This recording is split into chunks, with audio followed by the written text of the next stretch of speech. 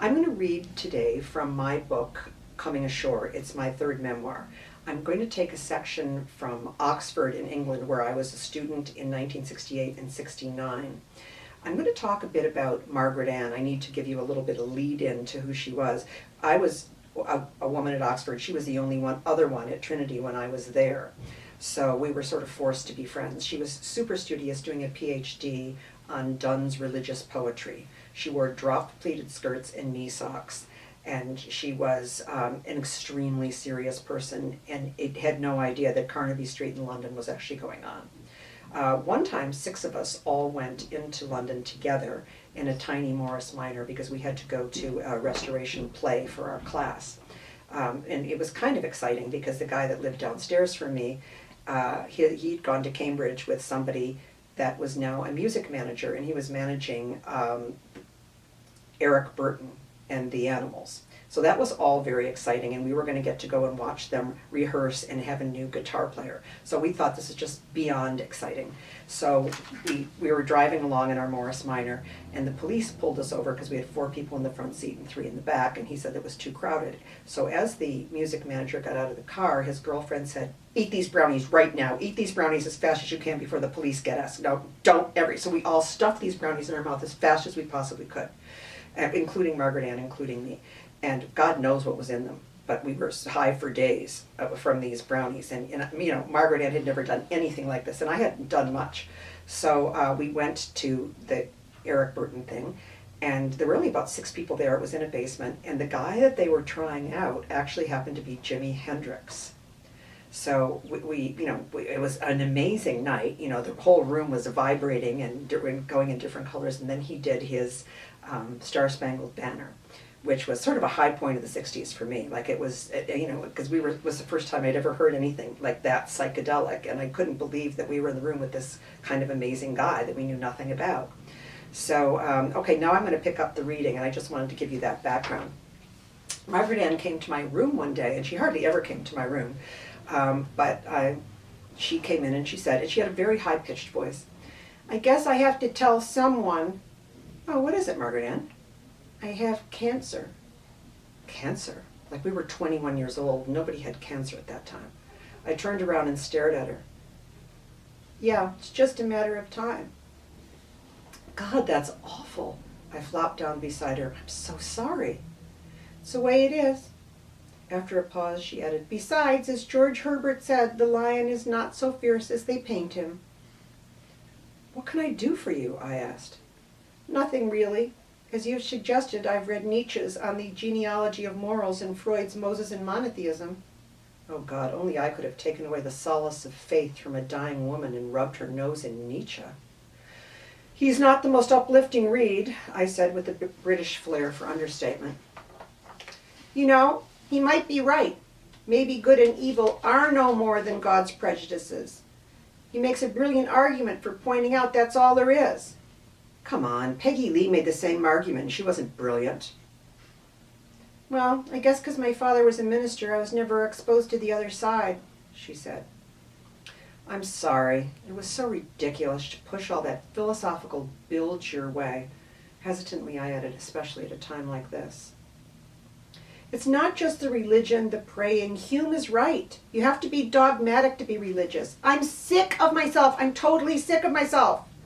Before I had a chance to say anything, she started hammering her fist on the bed and murmured in an agonized gasp, "Cathy, if this is it, then I've spent all my energy reading and preparing to live and not living. I always thought I'd live, whatever that means later. Now I'm going to die with a perfect CV." After railing for a long time, she leaned back in the bed and sort of suddenly started to smile. "Hey, you know, we did have one good night. Remember when we had those expansive brownies in London and we went to see that guy Jeremiah Hendrix in that club downstairs in Soho? They were drugs. His name was Jimmy, and you're right, it was a great night." I was surprised she thought so, since she worried the whole time about getting back for class. "You know what? There is one thing you can do for me," she said almost in a whisper. "Name it." I was relieved, since I'd been stupid enough to interfere in her belief in God right when she needed him. I owed her some salvation.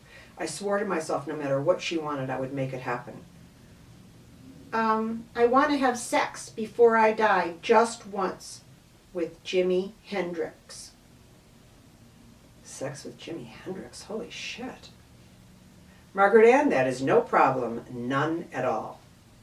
So I researched Jimi Hendrix, and you know, this is pre-computer. Like, I had to run all over London. I had to read the groupie diaries. I had to go to basements. I had to go to Upbeat magazine, Downbeat magazine, you name it. I had to find out everything about the girls that he likes. He only likes party girls, etc., etc. He's pathologically shy, blah, blah, blah. I became an authority on Jimi Hendrix.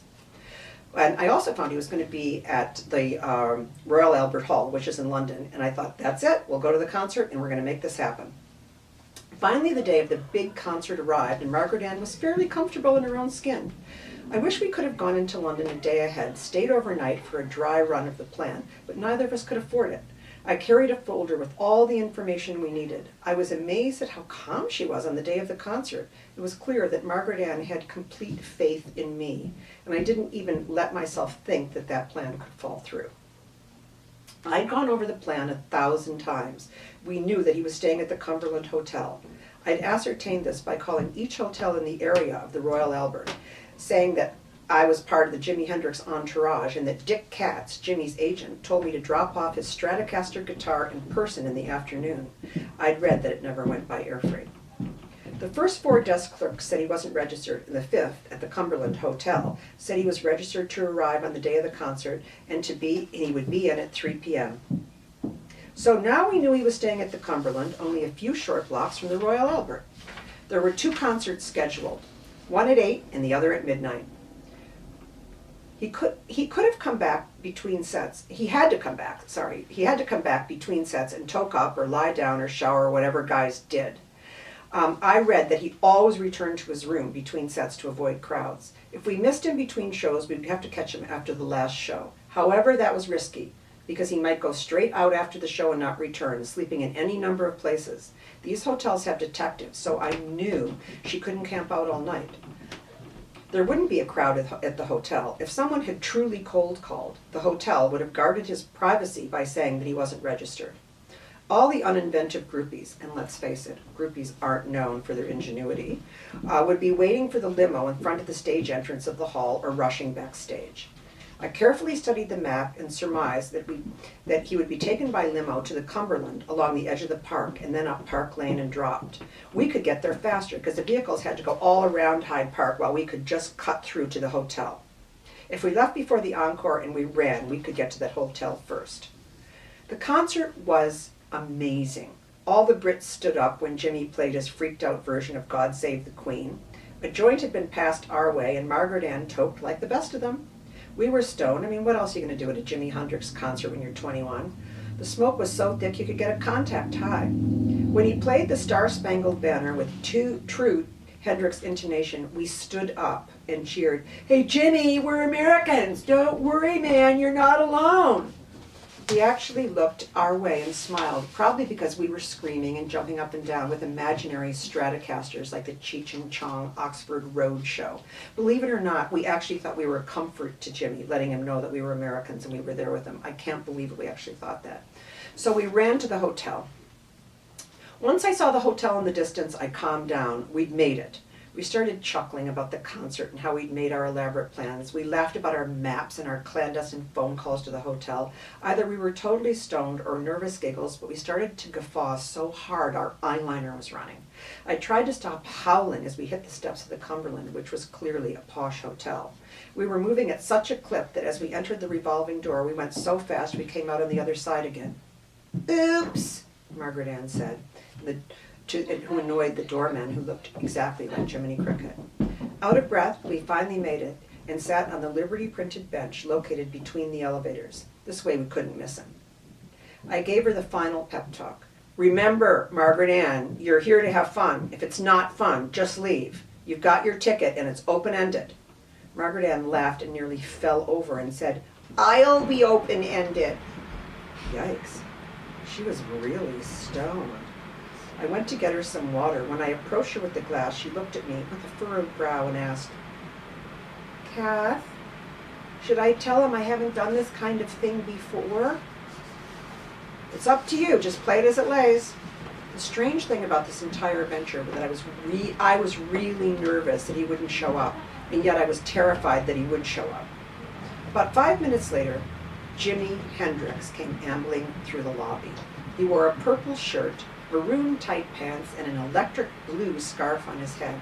As he headed toward us, Margaret Anne said the most ridiculous thing I've ever heard.